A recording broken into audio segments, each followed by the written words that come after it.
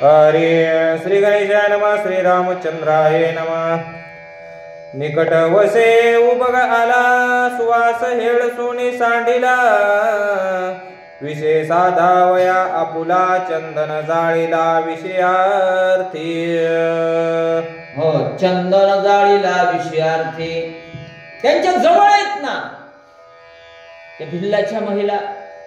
निकटवासी उबगाला जवळ आहेत, पण तसंच आहे ना, जवळी आहे परी भेटे ना. तसं देव जवळ आहे, हो, लांब नाही, पण भेटतो का? जसं त्यांना चंदन कळत नाही तसंच आपल्याला काही कळत नाही, साधू कळत नाही, सज्जन कळत नाहीत. महाराज आपल्या जवळच असतात, फार लांब नसतात ते. आणि लांबले गुरु करायचेच नसतात. ध्यानात ठेवा, कोणी करत असेल तर जवळचा करायचा. मी एकदा सांगितलं होतं तुम्हाला, जवळचे जाणकार आपल्याला माहीत असलेले गुरु करायचे. फार कितीतरी किलोमीटरचे काय माहित आहे तुम्हाला? माहीत नसतात महाराज. म्हणून त्या पद्धतीनं त्यांना उबग येतो, पण खरा चंदन कोट्यवधीला नाही का, लाखो रुपयाला जातो, त्यांना कळत नाही. ऐका, चंदनाचा गुण कैसा जाळी त्याही देसुआ जातो नयेची बिल्लीच्या मानसा त्याचे निकाष्टी शिजवी कांजी. भिल्लांना कळत नाही साहेब का चंदनाचा गुण ऐसा. कसा आहे, उघडलं ना ते शीतलता देत. नवे नवे किती तापलेलं तेल असू द्या, त्या तेलामध्ये एक बुंद जरी चंदनाचा टाकला बर का, सगळं उकलती कढई शांत होते महाराज. त्याचा गुण आहे तो. नवे सुवास देत. साप विषारी आहे ना, साप कुठे राहतात? चंदनाजवळ येऊन राहतात का? शीतलता आहे त्याच्याकडे. सापाला जास्त गरमी जमत, बाहेर पडतात ते, त्याला वेटाळून राहतात ते. खरे तर विषारी म्हणजे वाईट माणसाला सुद्धा साप विषारी आहे ना, त्याला सुद्धा जागा चंदन देत बर का. पण कळणाराला आहे कांजी भांजी. त्या भिल्लनी मात्र त्याच्यावर काय करतात? भाजी भाकरी करतात महाराज. तसं आपला देह चंदनासारखा आहे. मग ते कसा वापरायचा आहे? संत साहित्यामध्ये वापरायचा आहे. ते वाचा. तैसे साधू पाशी काय ते गुण देखिला तो हेळशिते मग आपुले विषय स्वार्थी जाळू जे धावते वर्मस्पर्श. वर्मस्पर्शानं बोलायचं नाही साधूला बरं का. तैसे साधू पाशी संतांच्या जवळ राहतात, सज्जनाच्या जवळ राहतात, परंतु त्याचे गुण घ्या ना. गुण कोण घेत आहे? हा, दोष पाहतात. दोष गुरुचे दोष काढायचे नाहीत, आई वडिलांचे दोष काढायचे नाहीत. अर्जुन महाराज हा बरं का, दोष काढायचेच नाही. दोषी असले तरीही नाथ महाराजांनी सांगितलं, वडिलांनी दाशीशी घालिता हात. दासी जरी ठेवली, एखादी महिला जरी ठेवली, तरीही वडिलाला बोलायचे नाही. रामायणामध्ये आले.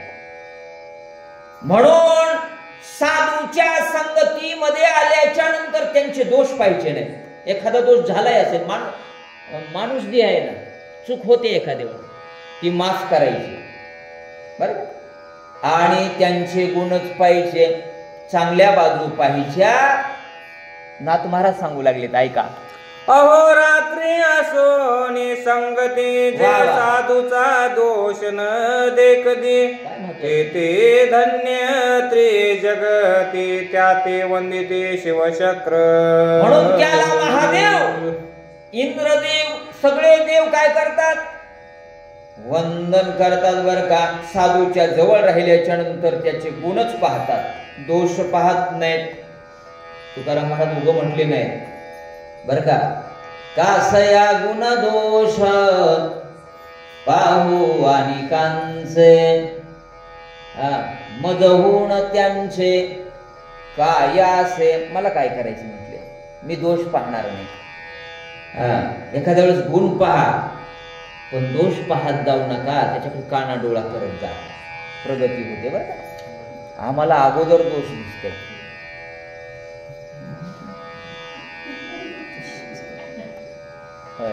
बरोबर आहे का? बरोबर नाही? खरं. अगोदर काय येते? दोषच दिसतात महाराज, गुण दिसत नाही. हे एवढी सेवा करायला तसं वाटत नाही. आता मी कशाला सांगू, वाचा. साधू संगती अहर्निश असोनी न देखती गुण दोष, त्यापाशी अवतार पुरुष घ्यावया उपदेश स्वयं येती. घ्यावया उपदेश स्वयं येते. उपदेश करण्यासाठी संत येतात इथं. त्याच्या जवळ असून आपल्याला समजत. तुकाराम महाराज म्हणले की उपदेशासाठी किंवा हे कार्य करण्यासाठी आलो, आम्ही इथले नाही, आम्ही वैकुंठ वासी आलो याची कारणासी. बोलिले जे ऋषी साच भावे वर्ताया. आणि आडराने भरले जग उचिष्ठाचा भाग शेष शेव आवडीने. संतांचं झाडू संताचे मार्ग सगळं सगळं सगळं अभंगामध्ये सांगितलं. आम्ही याच्यासाठी आलो, दोष घालण्यासाठी. होय, म्हणून माऊलींनी काय मागितलं? जे खळांची व्यंकटी सांडो खळपणा जाऊ दे म्हटले. तुम्ही पारायण सुरू केलंय बाबा, चांगली गोष्ट आहे, मलाही बसायचे उद्या, पण ते तुमचं उशिरा असेल आता, केव्हा आहे मला माहित नाही. चांगलं आहे, पारायण करा एवढं. आता माऊलींचा 16-17 तारखेपर्यंत आहे ना, तोपर्यंत आपण एक पारायण केलं पाहिजे पूर्ण. घरी करण्यापेक्षा सार्वजनिक ठिकाणी मंदिरात केलेलं चांगलं. तुम्हाला धन्यवाद, ज्यांनी कराय बसले त्यांना धन्यवाद. वाचा.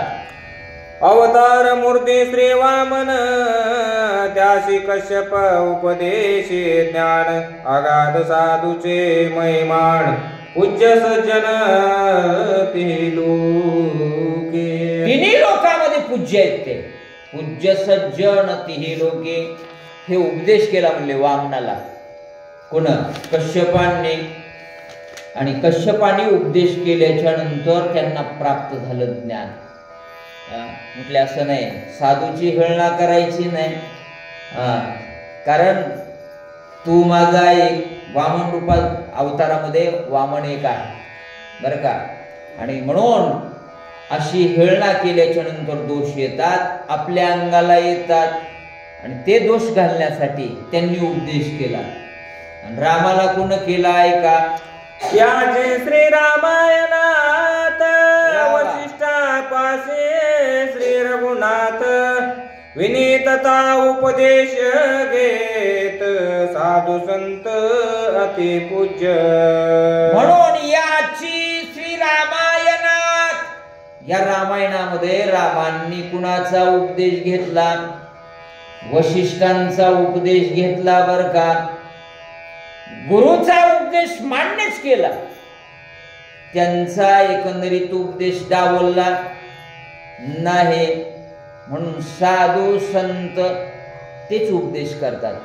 सकाळी सकाळी कशाला लावले? तुम्ही घेतला ना महिनाभर. उठा जागे वारे आता, स्मरण करा पंढरीनाथा.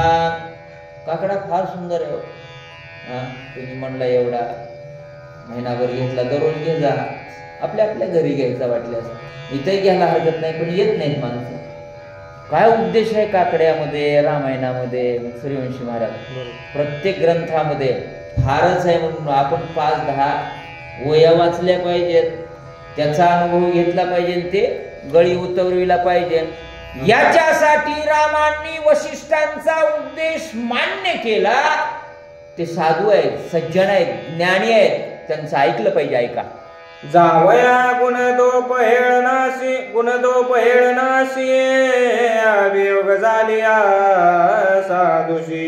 त्याचा अनुताप दोष निरशी, पुढे भेटी पाशी स्वानंद. पुढे भेटी पासे स्वानंद. हे सगळे दोष जाण्यासाठी जावया गुण दोषाशी. दोष जायचे असतील तर साधूच्या निकट जावं लागतं, जवळ जावं लागतं, ज्ञान घ्यावं लागतं, मंदिरातच यावं लागतं. होय, दर्शनच घ्यावं लागतं इथं. दर्शन घेतल्याच्या नंतर दर्शने स्पर्शने सायुज्यता प्राप्त होते महाराज. सेवाच करावी लागते. सेवा केली की मग माणूस, तुम्ही मान्यच करावं लागतं त्याला, यांनी सेवा करतात. सेवा न करता मेवा प्राप्त होत नाही. महाराजांनी सांगितले, सेवे लागी सेवक झालो, तुमच्या आलो दर्शनात. मी सेवा केली म्हणले, सकाळी सकाळी तुम्ही केली नाही. होय अर्जुन महाराज, तुम्ही सेवा करताय. हे सगळे सेवेधारी माणसं आहेत हो. एवढी सेवा तुमची वाया जाणार नाही ना. देव डबल देतो. देशी घेशी तेव्हा देशी, ऐसा अससी तू उदार. देव उदार आहे पण अगोदर घेतो ते, म्हणून त्याच्या निकट राहा. श्रीमंताच्या जवळ राहिले पैशाची गरज भागेल नाही. निवळच ज्याच्याकडे काहीच नाही त्याच्या संगतीनं काय करायचं नाही ना. संगत बडो की करणार. चांगल्याची संगत केली ना सूर्यवंशी महाराज चांगलं होतं. ऐका, राम तेजोने मातुळे भरत, वियोगा तू तापे तो सुष्णात, पुढती भेटताचे श्री रघुनाथ, सत्य सुख प्राप्त भरताशी.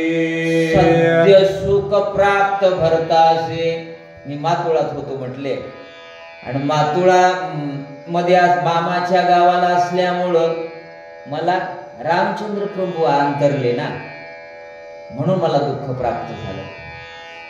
आता मात्र सद्य सुख प्राप्त कशामुळे झालं? रामाजवळ आलो नाही, देवाजवळ आलो ना, सुखच सुख आहे. संसारात दुःख आहे महाराज, सकाळपासून दुःख आहे महाराज. बायको सकाळपासून लागते महाराज. हे बाबा इथं सुरू आहे. वियोगाचा जो संयोग, पाप भंगे होय सुख भोग, भरत सुखी झाला सांग, निवाले सर्वांग शत्रुघ्नाचे. बर का, निवाले सर्वांग शत्रुघ्नाचे. जे योगाचा दुःख झालं होतं ते दुःख गेलं, आणि दुःख गेल्याच्या नंतर रामाच्या संगतीमध्ये आल्याच्या नंतर सुख सांग, सुख सुख झालं. म्हणून सुखच आहे. पडून राही न तये ठाई. कुठं? संतांच्या पायाला आम्ही राहू म्हणले का, तिथं सुख आहे. सुख एके ठाई बहु पाये, संतांच्या चरणामध्ये सुख आहे महाराज. संतांच्या सेवेमध्ये सुख आहे, संतांच्या बोलण्यामध्ये सुख आहे, संतांच्या चालण्यामध्ये सुख आहे. संत ओळखता आला पाहिजे. पण ढोंगीपणा नाही. आज ढोंगीपणा वाढलाय. डोई वाढवोनी केस, भूते आणि ती अंगास, तरी ते नवती संत जन, ते नाही आत्मखोण. आणि एकदम भागवताचार्य म्हणाले, अमुकचार्य म्हणाले, तमुकचार्य म्हणाले. तसं नाही. संत काही येड आहेत का म्हणले? तुकाराम महाराजांचा अभंग लिहिलाय, एक मिनिट सांगतो. तुकाराम महाराज म्हणले, नाही संत पण मिळत हे हाटी, हिंडता कपाटी राणी वनी, नये मोल देता धनाची राशी. होय, किती धन दिलं म्हणजे संत पण भेटेल का? शक्य नाही. नाही म्हटले, नाही संत पण मिळत हाटी. हाट म्हणजे बाजारात भेटते का? ती काही भेटत नाही महाराज. त्याला वागावंच लागते, त्याला ज्ञानच प्राप्त करावं लागते, त्याला सेवाच करावं लागते. आणि अशी माणसं भोळी असतील तरीही संतत्वाला प्राप्त होतात. बरं झालं म्हणले, हे दुःखात होतो मी मातोळी, आता सुख प्राप्त झालं ना मला. ऐका, श्रीराम भरत आणि शत्रुघ्न ऐके पडिले आलिंगन, केव्हा माझे सुख संपन्न स्वानंद घन श्रीराम. ऐक्य वृत्ती झाली, ऐक्य पडिले, ऐक्य वृत्ती तिघांची झाली. भरत, शत्रुघ्न, रामचंद्र प्रभू. आणि ऐक्य वृत्ती झाल्याच्या नंतर सुख झालं, दुःख गेलं. एवढं दुःख झालं होतं ना, ते दुःख गेलं महाराज. किती दुःख होऊ द्या, देवाचं चरण बघितले, देवाचं दर्शन झालं की सुख होते महाराज. सज्जनाची संगत झाली की सुख होते. आजही अनुभूती आहेत ना, बघा आहेत की नाही. पंढरपुरात 3-3 तास माणसं थांबतात, 5-5 तास तुम्ही दर्शन घेऊन आलात, थांबतात. पण पांडुरंगाच्या चरणाचं दर्शन झालं, धन्य झालो आता याशी संदेह नाही. धन्यवादाला पात्र ठरलो रे बाबा. का? माझ्या पांडुरंगाचं दर्शन झालं. वाटतं की नाही? वर्षभर चार्ज होते महाराज माणूस. तुम्ही जे महिन्याला जाणार आहेत ते तर सदोदित चार्ज आहे. कुठल्याही गोष्टी चार्ज, ह्या मोबाईलला चार्जिंग लागते महाराज, तसं ह्या देहाला चार्जिंग लागते साहेब. चार्जिंग कोणती आहे? ही नामस्मरणाची, हे रामायणाची, ह्या संत संघाची, 1 तास दिलेल्याची चार्जिंग आहे होई. मी चार्जिंग होऊन जातो सकाळी इथं असल्याच्या नंतर. रामायण म्हणजे चार्जिंग करण्याचं काम आहे. म्हणून त्या संत संघामध्ये सगळ्यांचीच ऐक्यवृत्ती झाली. आणि ऐक्यवृत्ती झाल्याच्या नंतर किती आनंद झाला. जसा गोपाळाला झाला, त्या सवंगड्यांना झाला कृष्णाच्या सोबतीमध्ये, तेवढा आनंद झाला. दीप्ती अनेक दीप लाविती, सकळ दीपी एकची दीपी, भरत शत्रुघ्न ऐशा रीती, अभिन्न स्थिती भिन्न झाले. अभिन्न स्थिती भिन्न अभिन्नच राहिले ते, भिन्नपणा नाहीच. एकदा भेटल्याच्या नंतर रामाला भरताची, शत्रुघ्नाची, रामाची ऐक्यवृत्ती झाली. उदाहरण दिलं, दिवा आहे म्हणले, दिवा. त्या दिव्याला दुसरा लावला, आधीला मागीला वय येते का? काय सांगता येतं का? अगोदरचा कोणता, नंतरचा कोणता, न ओळखीचे, ओळखतच येत नाही. दिवा आहे ना तो. तशी ऐक्यवृत्ती सगळ्यांची झाली. तशी ऐक्यवृत्ती तुमची आमची परमार्थानं होते. नाथ महाराज म्हटले, ऐका, जे सुख झाले श्रीराम भेटी, ते सुख बोलता नये गोष्टी, एका जनार्दनी पडली मिठी, सुख संतुष्टी श्रीराम. एवढं सुख झालं, एवढं सुख झालं, ते बोलता येत नाही म्हणले. त्याला वाचाच नाही. परा पश्यंती मध्यमा वैखरे, वाचेच्या पलीकडली ही एकंदरीत अनुभूती आहे ऐक्यवृत्तीची. आणि मग आता बोलण्याची नाही, एका देवा वाचून काही, अशी वृत्ती होती आहे संतांची. आता बोलायचंच राहिलं नाही त्यांचं. कुणाचं? या रामांचं, भरतांचं, शत्रुघ्नाची इतकी वृत्ती झाली. नाथ महाराजांनी या अध्यायाला इथं सांगता दिले. ऐका, भरत श्रीराम अनुवाद, संवादे ओसंडेल परमानंद, एका जनार्दने निज बोध, कथानुवाद सुख सेव्य. महाराज म्हणतात, नाथ महाराज म्हणतात, माझ्या गुरुला शरण जाऊन सांगतो, एका जनार्दनी निज बोधच आहे याच्यामध्ये, परमानंद आहे. आनंदो रे आजी आनंदो रे सभायाभ्यंतरी अवघा परमानंदो रे. एवढा भावार्थ रामायणामध्ये आनंद आहे, तो तुम्ही आनंदी घेत जा, दररोज येत जा, सुस्नात होत जा. श्रवण केलं तरीही नक्कीच तुमचा उद्धार होईल. पण स्वानंद शब्द वापरला, परमानंद शब्द वापरला. काय शब्द वापरलेत नाथांनी.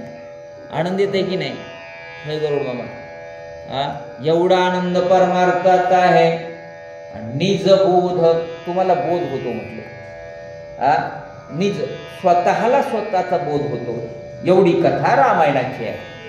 स्वस्ति श्री भावार्थ रामायणे अयोध्या कांडे का कारटिकाया श्रीराम भरत शत्रुघ्न संयोगो नाम पंचदशोऽध्यायः. पुंडलीक वरदे हरे विठ्ठल श्री ज्ञानदेव तुकाराम राम कृष्ण हरी.